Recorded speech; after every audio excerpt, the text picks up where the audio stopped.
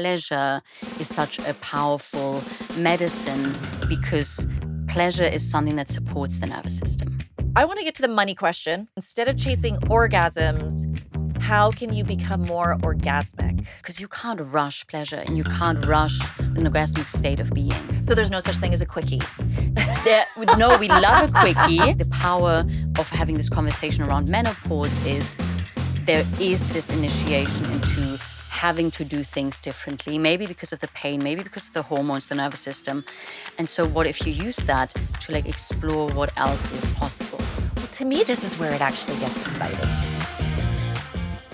Hey everyone, welcome to Menopausitive. I'm Lisa Jedan, and today it's going to get spicy. You and I are getting intimate with Muriel Haas, somatic therapist, sex coach, and hypnotist, to explore the menopause transition as an erotic awakening. So often the narrative around sex in midlife is around maintenance, isn't it? How do we keep the spark alive? How can I fix my libido? How do we get back to the way it was? But what if we're not meant to go back?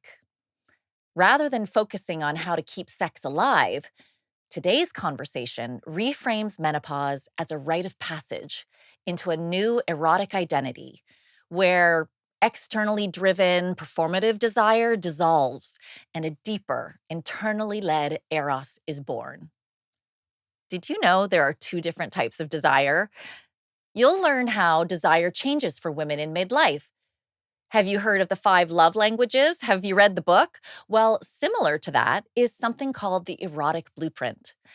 We explore different pathways to pleasure, independently or with a partner, and what it means to move away from orgasm-focused intimacy into orgasmic living.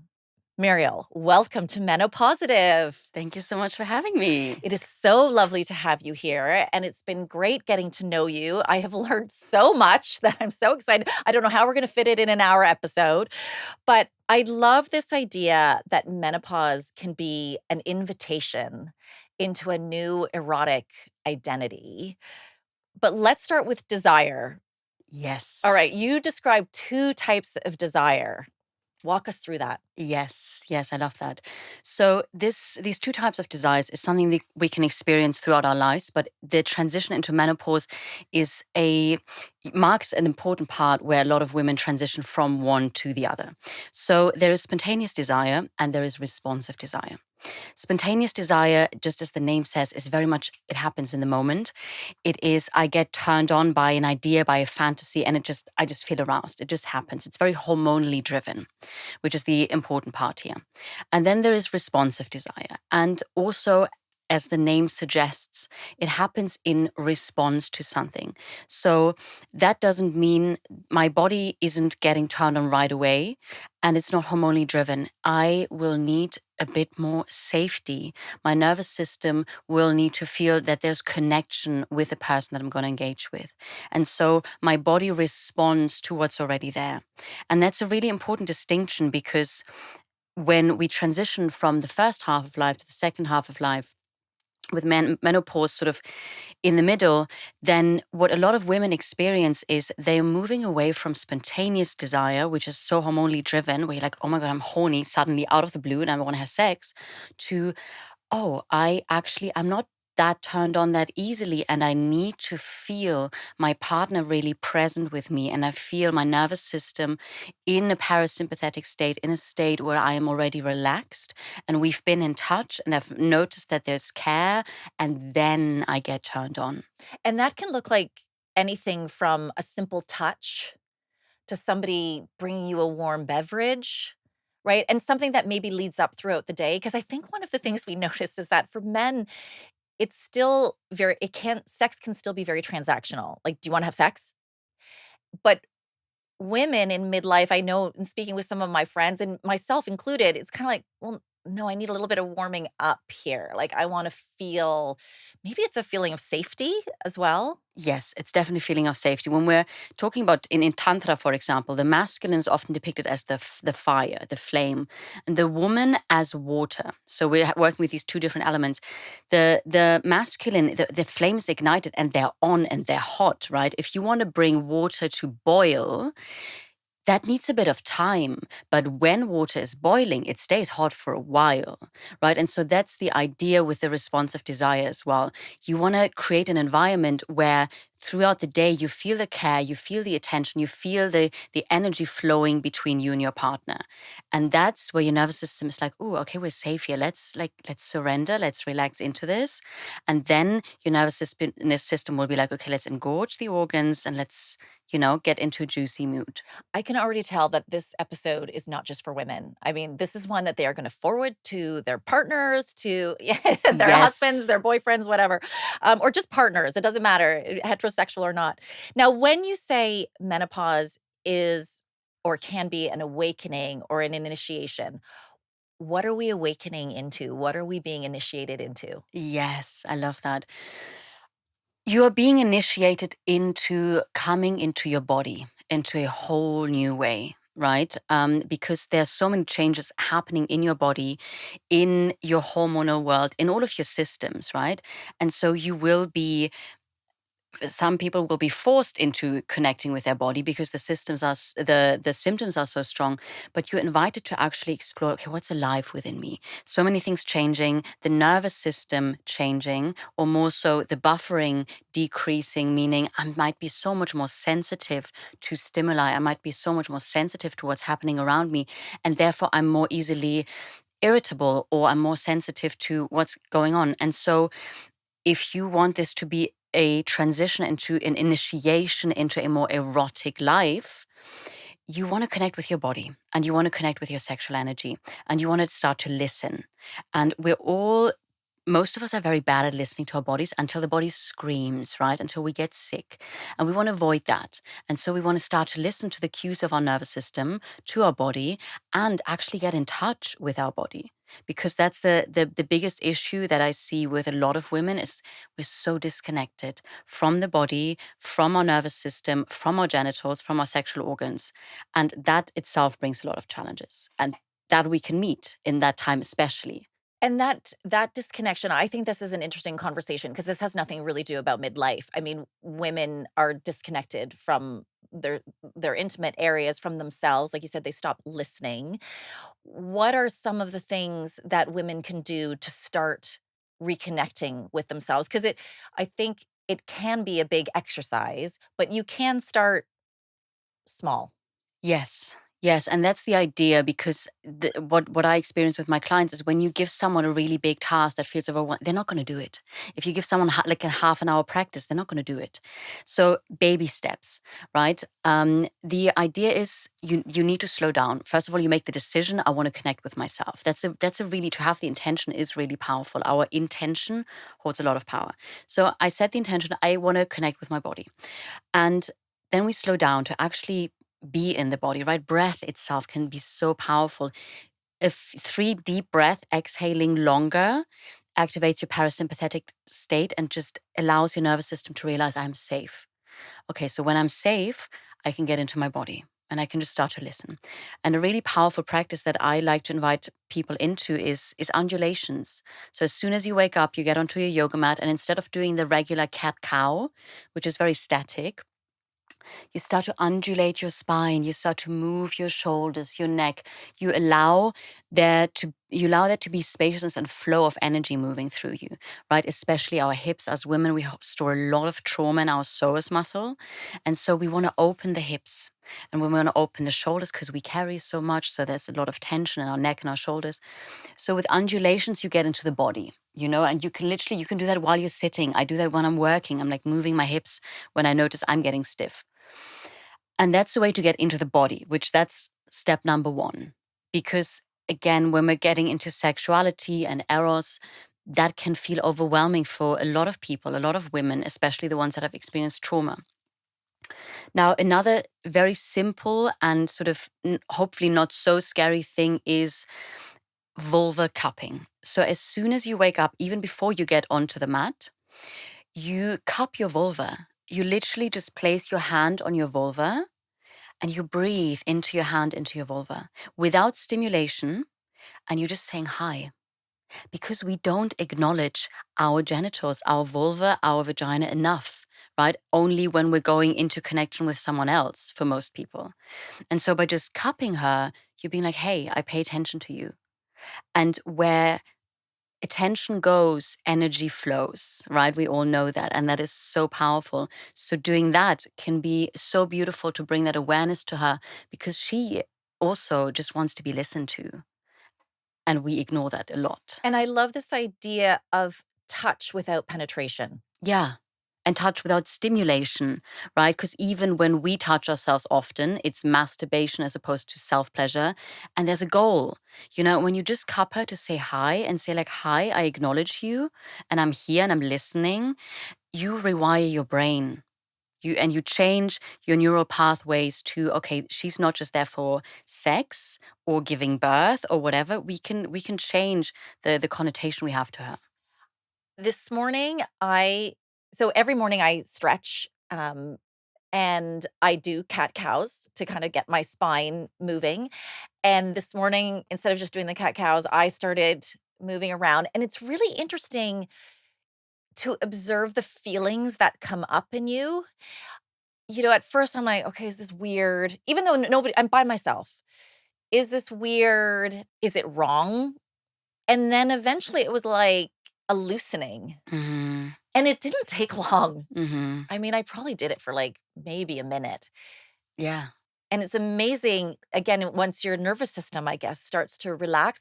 But this exercise of actually just acknowledging what emotions are coming up while you do it. And I can imagine that would be the same with this vaginal cupping idea. Yeah. You'd be like, okay, I'm going to do this morning. And you'd probably be like, for me anyway, I'm just speaking for myself. Some people may be more comfortable with it, but to acknowledge the emotions that come up and sit through those could be very powerful too. Totally. That's the key, right? Because we hold so much shame and we hold so many stories and connotations, especially around our vulva, our vagina.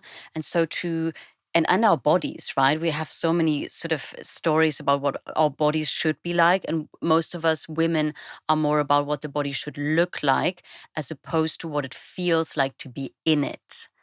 And so the idea with these practices is be with yourself. Notice the sensations that come up in your body and breathe through them. Allow them to be there. Allow the stories to come up and give yourself space to see what's there.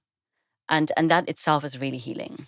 And in listening to you, I feel that if you do that for yourself, it's actually like a gift you can give yourself, because I think during the menopause transition, a lot of women can feel out of control in general, not just sexually, but it can help you come back into your power and feel more in control. There's an element of this you talk about coming back into your sovereignty. Mhm. Explain that a little bit. Yes, that's the thing. So I like to avoid the word control because we all want it so much, and the antidote is actually to surrender, right? And especially in sexuality, but also in life. This is why I like to work with kink, for example, because there's this opportunity to learn to surrender, and we translate that from the bedroom to life. And so when we learn to surrender and let go of control, which we're kind of strongly invited into when everything in our body changes, right? And our nervous system is suddenly like, whoa. What happens is when we do listen, that we can reclaim our body sovereignty and we can reclaim what it means to be in the body, because we don't have control of our hormones. And that itself can be incredibly challenging, right? And we try to fix things and we try to find ways to deal with it. And that's great, unless it's overly controlling. And it's this opportunity to just be with what is and see what happens if I relax into this, because I can't control. So what if I trust it that with the measures that I take to support myself, this is going to be a really powerful initiation. I think this idea of surrendering is is very difficult for I mean, you mentioned women, I'm sure other people as well, but this idea of not being in control, because I guess for some too, that may make you feel less safe. Exactly. Control is usually a response to us not feeling safe. And therefore, we feel like we need to take measures into our own hands and force and grip and hold on and sort of stir life into a direction, which control is an illusion. We know that. We still try to sort of get it.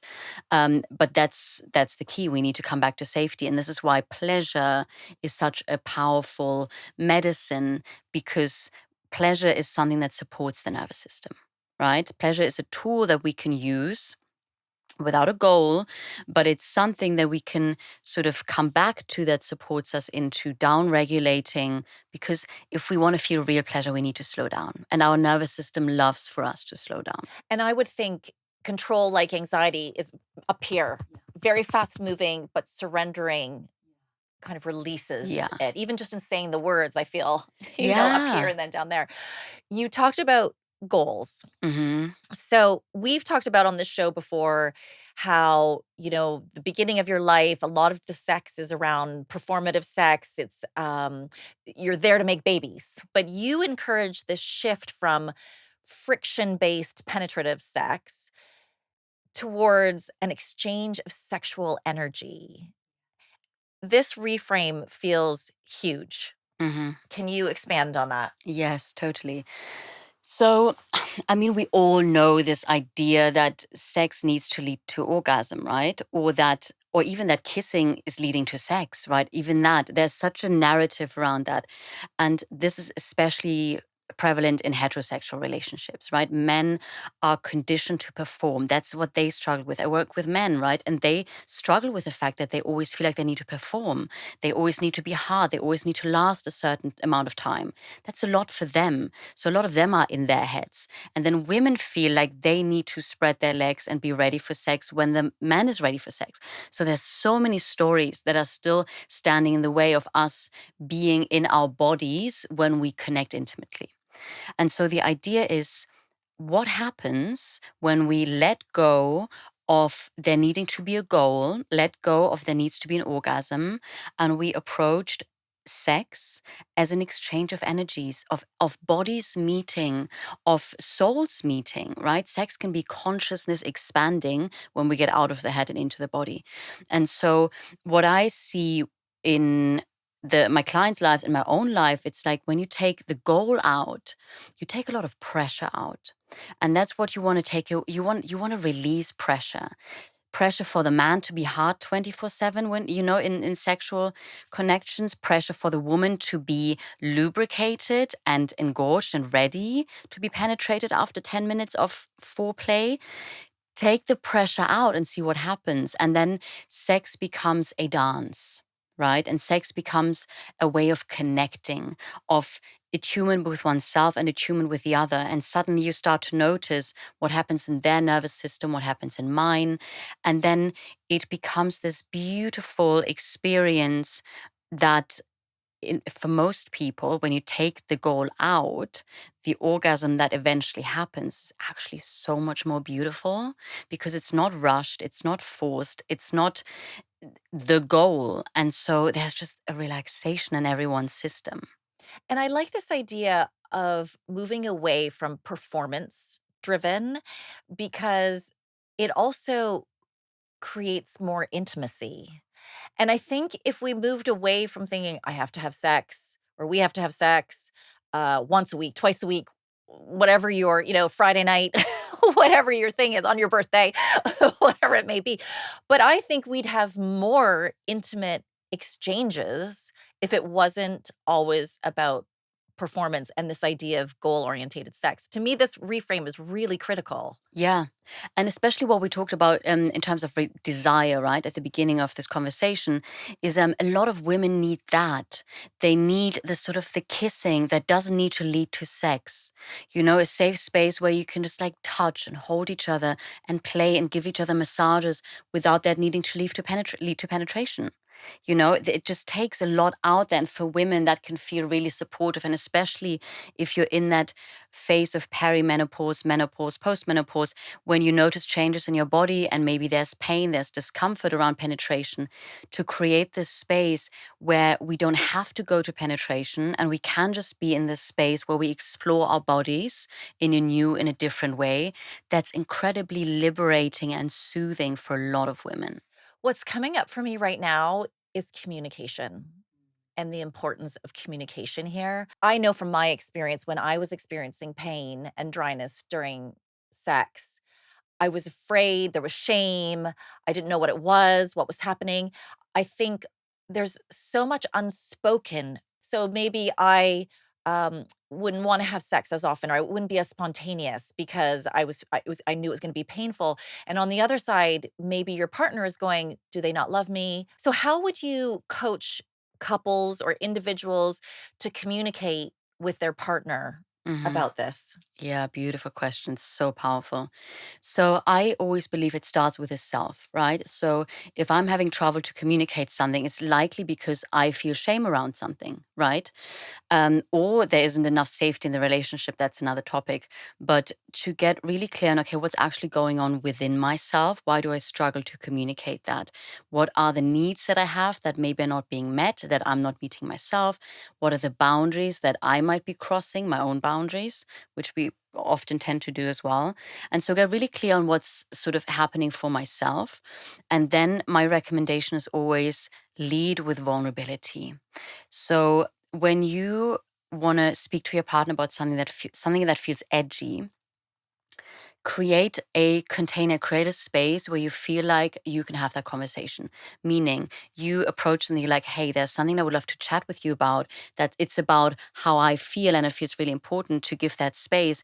Do you have half an hour? Do you have an hour on Thursday morning? And can we chat, right? So you create the setting, which is really important. So you feel like you both have time, the phones are going to be off, and you create a safe space where you can talk. And then the really important piece is around what do you want from your partner in that conversation? Do you want them to just listen, or do you want a solution? Do you want to go into a conversation? Do you want to ping pong things off each other? Get clear on what you want, because you need to know what you want in order to ask for it. And that's another thing. So go into this with the awareness of what you need and what you want to ask your partner for. And then when you go into that conversation, speak from that place like, hey, this feels really vulnerable, and I'm noticing I have a lot of anxiety in my system, and I almost feel ashamed that I do, because I feel like I shouldn't, because it should be normal. Like, be vulnerable, be real. um, and I want to share something that's really dear to my heart, and I've noticed I'm experiencing this, and I'm scared you're experiencing that. And this is the story that I'm running in my head. And I want to share this with you because I want you to know where I'm at. And actually, I also want to share this with you because I want to know where you're at. And I would love for us to find a way to deal with X and Y and Z. Even when you said, "Let me tell you the story that's running in my head," because so that is a story that we have made up, that we are projecting, and 99% of the time, the person is not thinking that or feeling that, and that's a lovely way in. Hmm. That's a great introduction if you're trying to find a way to have this conversation with your partner. Yeah, because also it's this opportunity for them to be like, hey, thank you for sharing what's the story you're running. The way that I actually see this is this. So it gives them the opportunity to respond to what's just happening in your head. Because most of the time it's happening in our heads, and we create the drama before there is drama. And so this is a really powerful way to like give them the chance as well to just like articulate. I wanna get to the money question because you talk about as part of this de-goaling sex, but you also say, so instead of chasing orgasms, how can you become more orgasmic?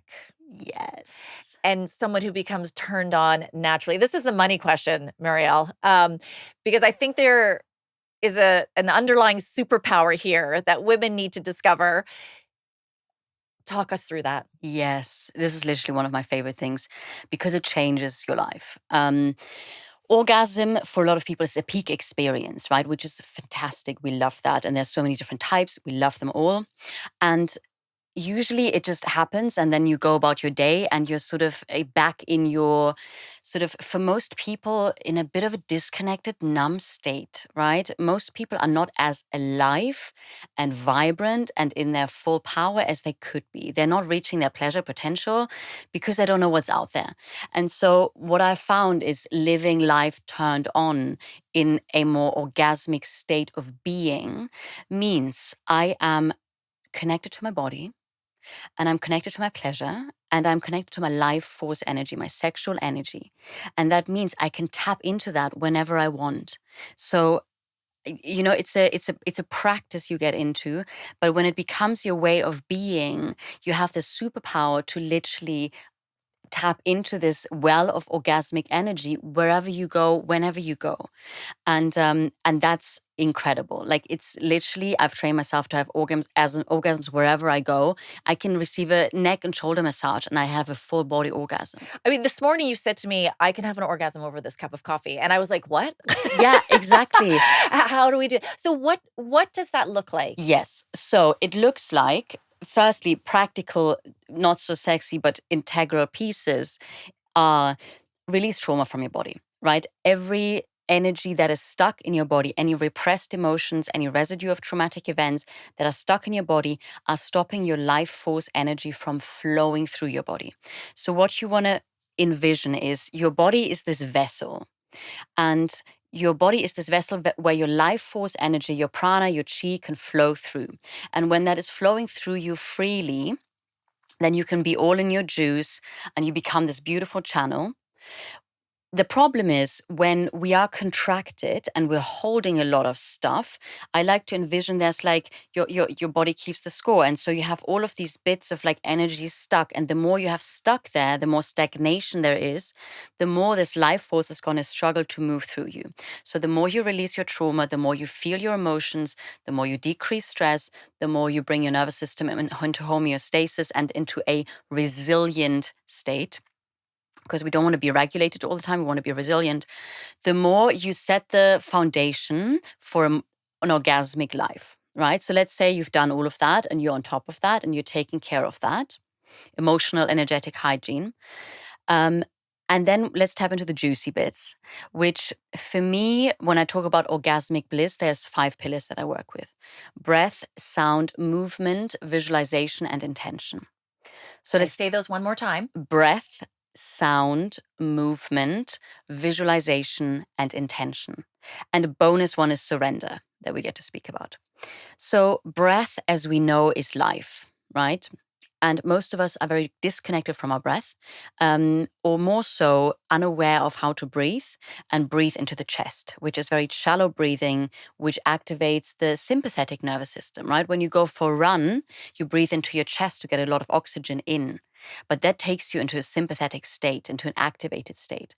What we want is we want to breathe into our belly. Long exhale and activating that vagus nerve. So relaxation is going to be a really big part of becoming orgasmic, because you can't be in fight or flight and be orgasmic. And so we learn to relax, and we're going to use the breath to move life force through the body. So I like to work with the microcosmic orbit, which is a way of breathing and energy work that Mantak Chia teaches. And it's, in simplified terms, breathing your life force and your energy up the back body, up your spine, all the way down to your third eye, holding it here. Then you're placing your tongue at the roof of your mouth, tucking your chin under, and you're breathing your life force down your front body, down through your heart space, down into your genitals, back into your perineum. And so this is a bit of a breathwork practice. But I think people can relate to the breathwork practice. Yeah. I mean, it's becoming more popular, but Exactly. Just even through like a sleep meditation where people are like doing a body scan. Totally. Yeah. And just focusing even on those areas and then taking it down to the intimate area, you could even just start tingling a little bit. Totally, exactly. And I like to incorporate, so in this practice, I'm going to show you all of these pillars are in there. And I like to include what I call the Eros Kickstarter, which is you engage your PC muscle, right? So the muscle that is one of the most important muscle groups in our bodies, the muscles that you use to stop your urine flow. Right? So we all know this. Men know this, women know this. You pull up. And so if you were just to do that, everyone listening and watching, I'm doing it right now. You're just pulling up and relaxing, pulling up and relaxing. And you do that for a bit. What you will notice is your genitals come online. There's something happening. And when you do that with intention, you start to notice, ooh, there's tingling. And ooh, there's pleasure. And ooh, that feels really good actually. And like, hello. And so that's the Eros Kickstarter, how I like to call it. And so we do that before we breathe the energy up the back body and down the front body. So this is how we're working with breath. And then to bring in a few more of these pillars into this practice, we work with visualization, right? To become orgasmic and to be more energetically attuned, what you want to do is you want to start to visualize your sexual energy, your eros moving through your body, because visualization is incredibly powerful. Our subconscious mind works with visualization. So the more we connect to that, the deeper we go.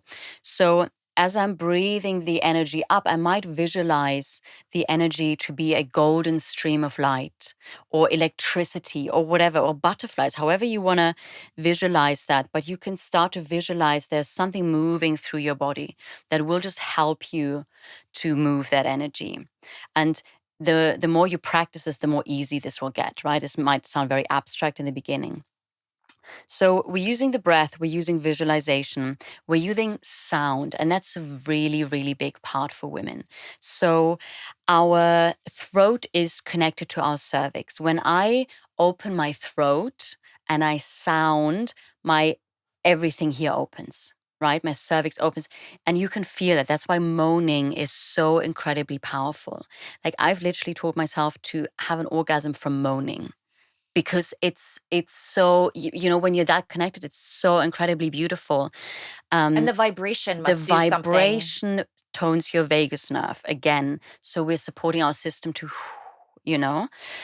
So opening your throat, and that's a big one for women, because again, good girl conditioning, women have been taught to say yes when they mean no, so we've repressed our voice. And for a lot of women, they get to liberate their voices. And an important piece here, as we're talking about sexuality and becoming body sovereign, and especially in that moment of menopause where we stop performing, allow your body to sound the way it actually sounds, right? So the sounds that we hear in porn are very like, ah, ah. It's very high pitch, which high pitch happens up here, right? Yeah, But top part of the body. yes, but actually when pleasure happens, it happens down here. So it's a bit more, uh, it's down here, you know, it comes from the belly, it comes from the root. And so that makes a huge difference when you allow yourself to actually sound the way your body wants to sound. And that might not sound like what you hear in porn. And that's great because it's authentic and you will actually feel it in your body. Because there's, you're not going to feel in your body. It's not going to resonate in your genitals. So we're using sound. We're going to liberate our voice, which is going to come very handy when we then want to tell our partner what our desires and our boundaries are, which we're going to talk about in a moment. Liberate your voice. Use sound. So as you're breathing the energy down, you can be like, and you bring it down and you feel the vibration of your own voice in your body resonating. And how juicy is it to be with a partner and you create that space where you're both sounding and you're both resonating and feeling each other's voices vibrating in each other's bodies. You know, you activate that primal energy. We are, at the end of the day, we are animals, and we only forget that because we're so in our heads and in a performance, right? But when we get into that space, it just becomes so much more juicy. But I can feel this more even when you're on your own. Oh, totally. Totally. Yeah, like these 5 pillars of orgasmic bliss Yes. is you can do this by You yourself. start with yourself. Oh, for sure. Yeah. Then we can talk about how to do that with a partner. But the orgasmic bliss, how I call it, do it by yourself. So we've got the breath, we've got the sound, the visualization. We've got the movement. So we want to bring in movement. We want to allow our body to move. And this is coming back to body sovereignty and getting in touch with your body. The old paradigm is we're moving in a way that we think looks good, right? Where we have the best angles and our partner sees us in the best light. Fuck that. We want to get into moving. The body actually wants to move. And that might look a certain way, and it doesn't matter what it looks like. But the idea is like, can I move and allow my body to move? So what I like to say is don't move your body, let your body move you. So the more you get into your body, the more you get into a state of trance, especially when you're doing this practice. And you just allow your body to move you. So you don't think about what to do. Your body is just like, ah. And so in this practice in particular, but any way you want to become more orgasmic, bring your hips in. tilt your hips. Notice what happens. Even if you're sitting in a chair and you're just gently tilting your hips, you will feel an activation there. You will feel like, ooh, something's coming online that feels really good. Or I'm just releasing tension and creating more relaxation and more softness in my body. Great. This is what we need for the life force to flow through us. Because we do hold a lot of stress Oh, in our vulval area and our pelvic area, don't so much we? stress, so much tension. And all of the times we've said yes before our bodies were actually yes, or we didn't get the chance to, consent to anything, even worse. Our body holds that. Our body goes into bracing. And so every time we've braced, if we don't complete the cycle of the stress response, we're staying a little bit in that. So we want to bring fluidity, especially for us women, fluidity into our bodies. So movement to becoming orgasmic, key. And then the intention. Intention is incredibly powerful because, again, where attention goes, energy flows. So if I have the intention of I'm going to have an amazing day, I'm more likely to have an amazing day. If my intention is I'm going to connect with my pussy, and I'm going to view my yoni, the Sanskrit word for sacred temple. I want to view my yoni as a holy place that I honor, that I'm in devotion to, then she will respond, right? We set the frequency with our intentions. So if my intention is I want to become more orgasmic, and I'm going to today walk around like a woman that is in her pleasure, that is in her power, that is in her orgasmic energy connected to her eros, I'm more likely to experience that. And this is really about, it reminds me of mindfulness practices. Yeah, And you kind of apply the same principle. I do a meditation every morning and it's a guided one. And let's just say there was a breath exercise. And then he'll say, okay, see if you can connect with that throughout your day. And what I'm hearing you say is similar. It's like, yeah, okay, now connect with that throughout your day and be more aware of it, more mindful of it. yeah, totally. It's about that. And we want to bring attention to that because our mind is our biggest sexual organ. And the stories and the narratives we run in our mind is still going to sort of dictate what's happening, right? And especially our subconscious mind creates 95% of our reality. And so if I run the narrative that I am disconnected from my sexuality, my sexual power, then guess what? That's the reality that we'll have. If I change that belief to I'm an empowered orgasmic woman, well, that's what I'm going to be. And it's this reframe again of away from the orgasm to orgasmic living. Yes, exactly. And that's what I'm hearing in these 5 Yes. pillars. Yes, and it's a flavor, right? So because I can approach anything and everything in a rush, and I can approach it with practicality and with my logical mind, or I can take this mug and I can feel this mug and I can smell the matcha and I can taste it in my mouth and I can feel what happens when I swallow it and where it lands in my body, and I can make it a sensual experience that I feel in my body. So slowness is a big part of Yeah. this, isn't it? Yeah, because you can't rush pleasure and you can't rush an orgasmic state of being. So there's no such thing as a quickie. No, we love a quickie, but it's going to look differently if you're bringing attention to it, And a quickie, if you're that orgasmic, can also look completely different, Because a quickie can then be a neck massage. But when you're so in connection with your body that you feel your partner's hands gliding and sliding over your neck, that can send you into states of ecstasy. So it just becomes a whole different paradigm.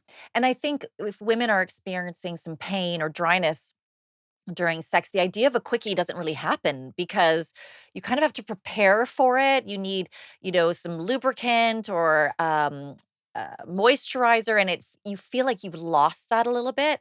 But perhaps, I think you talk about it takes 40 minutes. Sometimes I've heard 20 minutes for us to engorge, to be ready to receive if it is penetration. But I mean, we're talking about, we are going next level here beyond penetration. But if you're Yeah, living this throughout the day, you may be more warmed up to that physical touch. totally. And if you are on the same page with your partner and they practice that as well, then communication is the nonverbal communication throughout the day becomes a whole different ballgame. And that is so powerful, And then the the penetration is naturally not the goal anymore, because you become aware of what is actually possible, what else you can explore through the body that doesn't even have to be penetration. There's so much that gets to happen there in this space when you're so in touch and in tune. And I think the power of having this conversation around menopause is there is this initiation into having to do things differently, maybe because of the pain, maybe because of the hormones, the nervous system. And so what if you use that to explore what else is possible? Well, to me, this is where it actually gets exciting Yeah. because, especially if you've been with your partner for a long time, it could be like dating again. Yeah.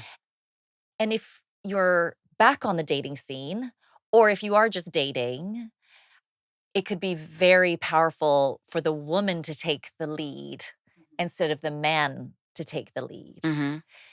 And I wanna just take a break right there because I don't know if anybody listening is also like, I feel like I'm moving. I've been listening so intently to Muriel. I've lost my place. I really don't know what question is next, Muriel.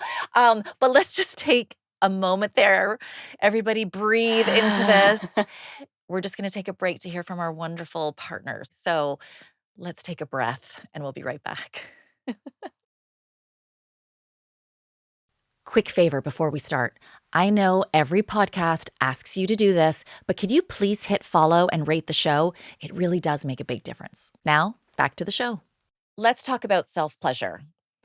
You describe a difference between masturbation and self-pleasure.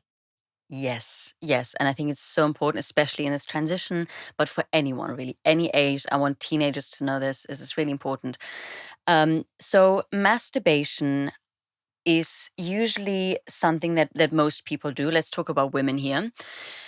Masturbation, again, is very goal oriented. It's something that we do. It's usually, for most women, it's a quick clit rub to have a peak orgasm, a clitoral orgasm, which is very fast, it's a release of energy. For a lot of women, yes, it's pleasure, but for most of women, it's like a sneeze and it's over.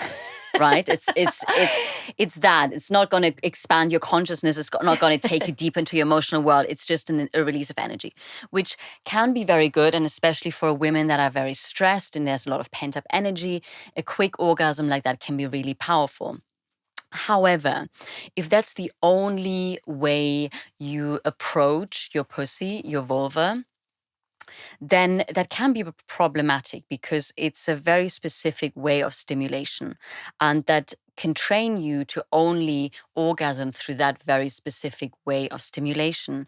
And the idea with self pleasure is, what if I, again, let go of the goal and I explored pleasure in my body? Because what a lot of women do when they masturbate like that, they don't even touch their bodies and they go straight to their vulva, which is actually what most of us don't want when we are with a partner. We're like, okay, can you please spend 40 minutes before you go down to my pussy? That's ideally that's what Totally. our bodies are asking for. And when we are in that place where we communicate, we also communicate for that.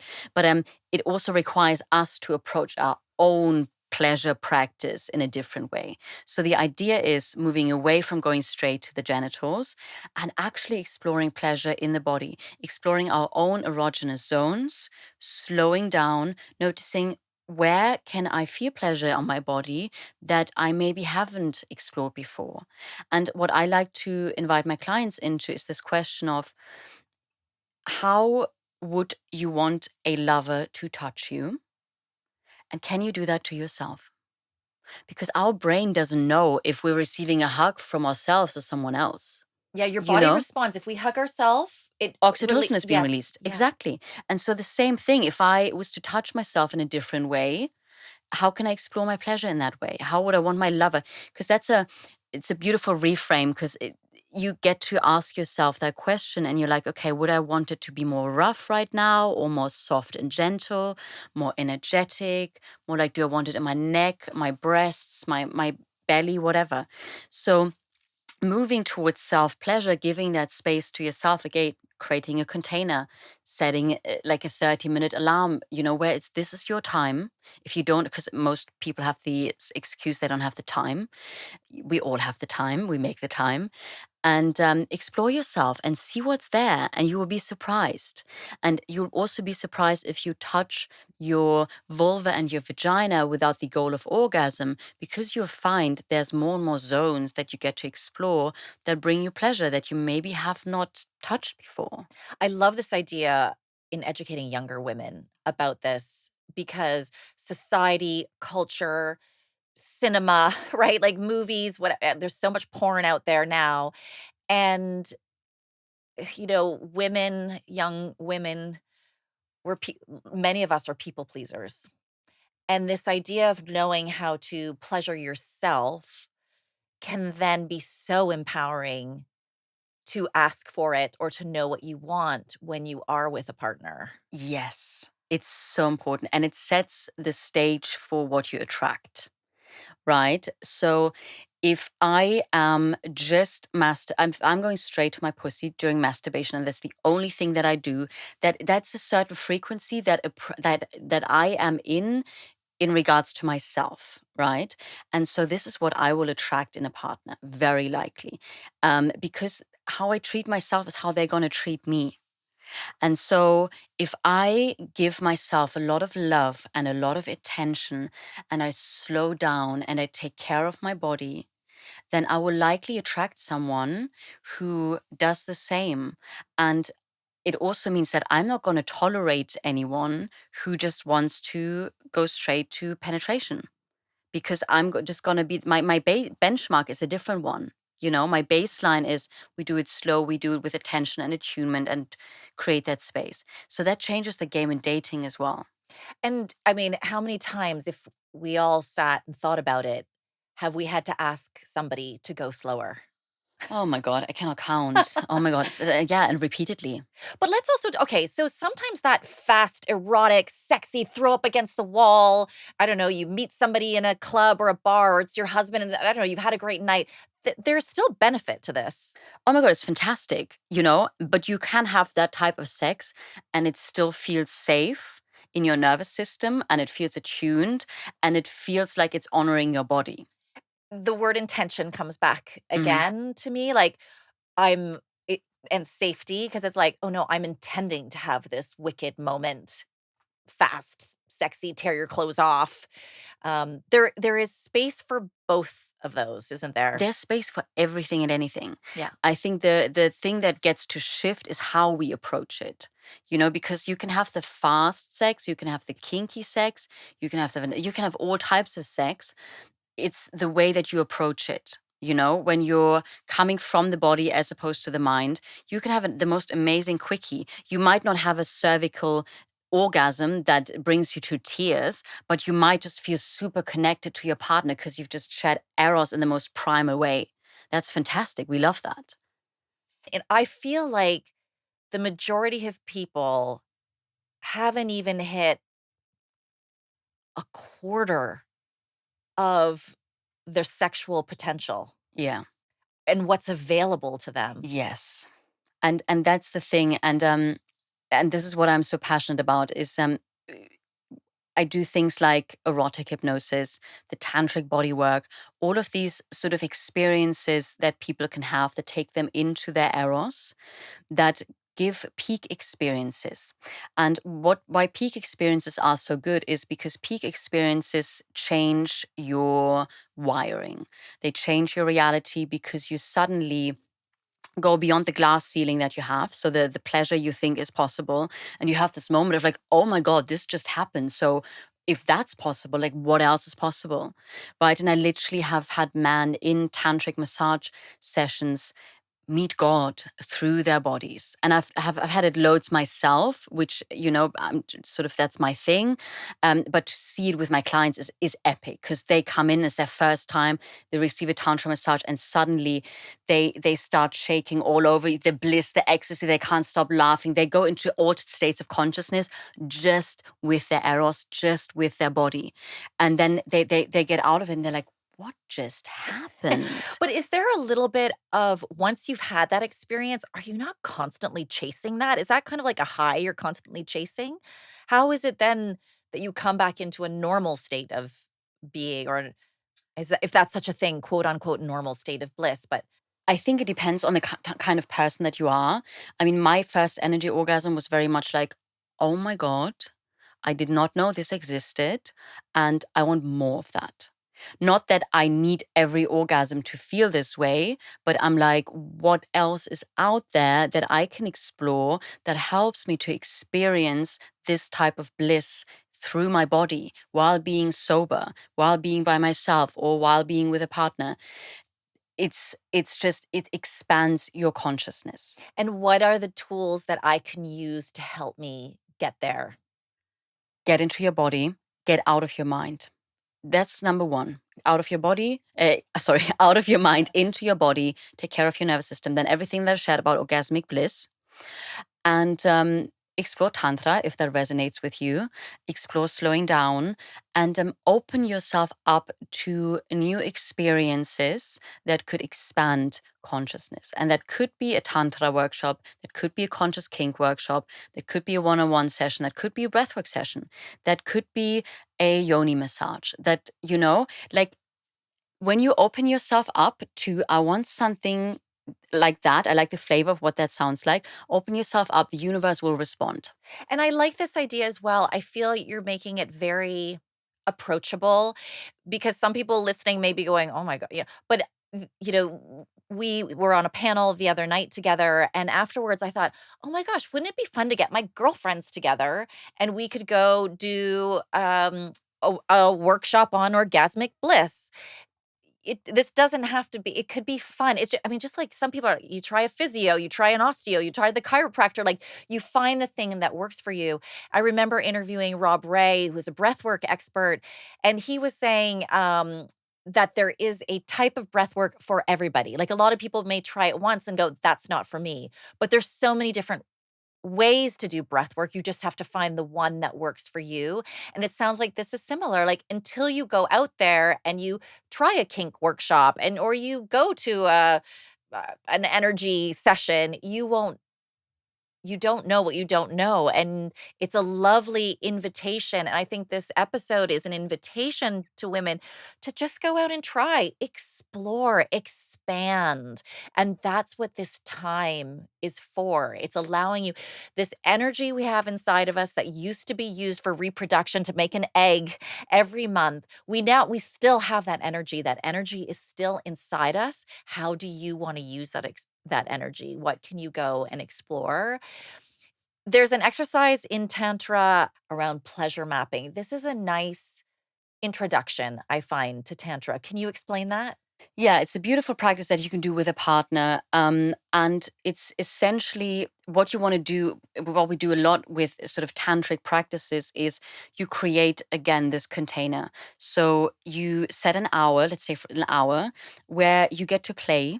You set up the space, you make it nice, you take care of your energy first so that you make sure that you're not in your work mode. I'm not coming in there as a CEO. I'm dropped into my feminine. They are dropped into whatever the energy they want to be in. If you want there to be polarity and it's a man, maybe he wants to drop into his masculine, in his like calm, grounded, you know, masculine. And then you enter the space, and the pleasure mapping practice is you alternate between giving and receiving. So let's say I'm the one receiving and they are the one giving. And what they're going to do is they are going to give touch and adoration to my body, and they're going to explore, where do I feel pleasure? And it's going to happen very slowly and very intentionally. And all I do and say is more or less. There's going to be a safe word, because that's always great to say, just, to have stop. Let the safe word be something different than stop. Make it something that really feels like, I like to use red, like the traffic light system. Green is like go. Yellow is like, ooh, I'm hitting an edge. And red is like, stop immediately. And so pleasure mapping is, they explore my body and I say more, more, more. And then they know this is something that I really enjoy. And when I say less, they realize this is something that I don't like.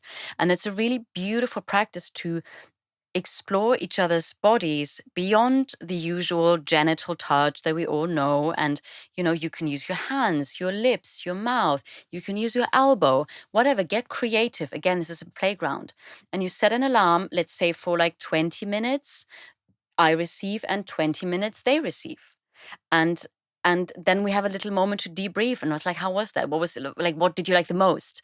And suddenly this becomes about playing, and this becomes about discovery and exploration, and it's just a fun, different thing. And I love the idea again that it can be a step away from the formulaic sex. If you've been with your partner for a really long time, like what's wonderful about that is, you know how to press each other's buttons, you know how to get there fast, but this is exploring each other again. We've all grown, we've all changed. And let's explore that together and discover new things about each other. Muriel, this has been so amazing. A big word that's coming up for me right now is permission. I feel, sex and intimacy sometimes has been relegated or historically has been relegated to like a dark corner somewhere or a private corner or whispers. And you have really opened up my mind. You've expanded my mind. I think for everybody listening, it's like you've given us permission to explore. I mean, I love the idea of the two types of desire. I was laughing with a friend the other night when we were talking about the two types of desire, and she said, "Oh gosh, my husband, he's just really direct. He's like, 'Do you want to have sex tonight?'" And she's like, "No, like I need to be warmed up a bit. Like I needed you to speak nice to me today. Like it would have been nice if you got me a coffee." But she walked away from our panel discussion going, "Oh, now I know why I'm like that." Because you feel this disconnect with your partner sometimes, but this shift has happened. Your desire has changed from this external to this internally led. The hormones have been a part of that change. So she's like, "Oh, now I can explain that to him." And there's a reason why. It's not like I'm being annoying because I still find him attractive. I just need a little more. So the two types of desire is a big unlock for me. Your 5 pillars of orgasmic bliss, and this, I mean, sign me up, for this idea of these energy orgasms, and this shift from goal-orientated sex towards an exchange of sexual energy. Just I mean, I talk slower even saying it, and it will create more intimacy in the relationship because there isn't this thing like, "Oh my gosh, I have to have sex tonight." It's like, we can just lie here naked together tonight, or, we can sit in one of those tantric positions and just look Breathe. each other in the eyes and just breathe and then go to sleep. It's okay. That is okay. I've taken so much away from this. Muriel, the final question that we ask all of our guests, knowing what we know now about sex, intimacy, and the menopause transition, what would you tell our 35-year-old listener? I would tell them to not let sex be driven just by your hormones and by performance. Get to know your body now and get to know your erotic energy now. What would you tell our 45-year-old listener? Mm.